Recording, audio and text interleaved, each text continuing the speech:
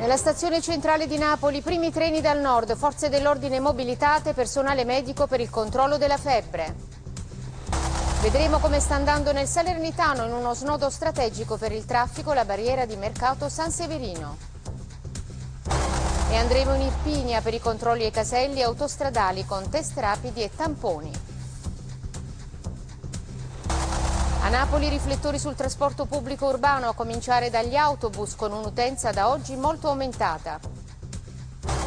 Siamo andati anche sul litorale Domizio, nel Casertano, dove la falsa notizia dell'arrivo di 20.000 nuovi migranti ha provocato reazioni di panico e di intolleranza.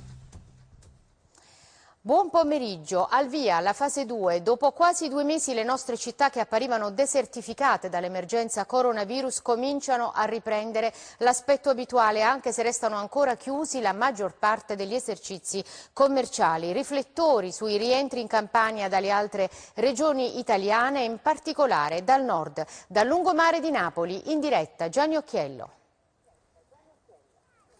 Sì, buongiorno, fase 2, Napoli riparte in una splendida giornata di sole, queste le immagini dal lungomare Caracciolo, non c'è stato l'afflusso di gente che ci si sarebbe aspettato, ci sono famigliole, ci sono appassionati della bicicletta e della corsa, nonostante a quest'ora non si potrebbe correre, una ripartenza non totale, parziale, con nuove norme e obblighi, ci sono ci sono state preoccupazioni, come dicevate da studio, per quanto riguarda gli arrivi di cittadini campani in regione provenienti da altre del nord. Ci sono scattati da stamattina controlli sia delle autorità sanitarie che delle forze dell'ordine. Vediamo come sta andando collegandoci in diretta con Francesca Ghidini.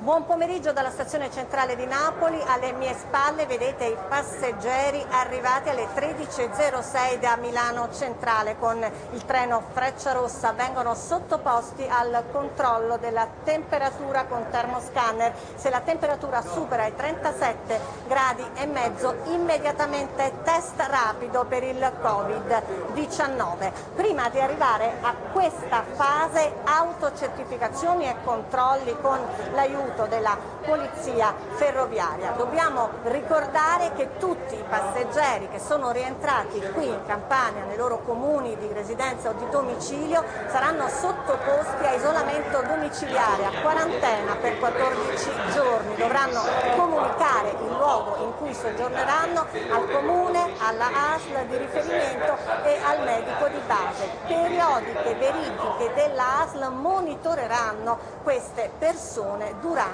la quarantena. Una macchina organizzativa molto complessa, distanziamento sociale, il treno è arrivato alle 13.06, altri treni da Milano, da Torino, Porta Nuova arriveranno in giornata. A bordo di questo treno più di 150 persone, molti sono giovanissimi.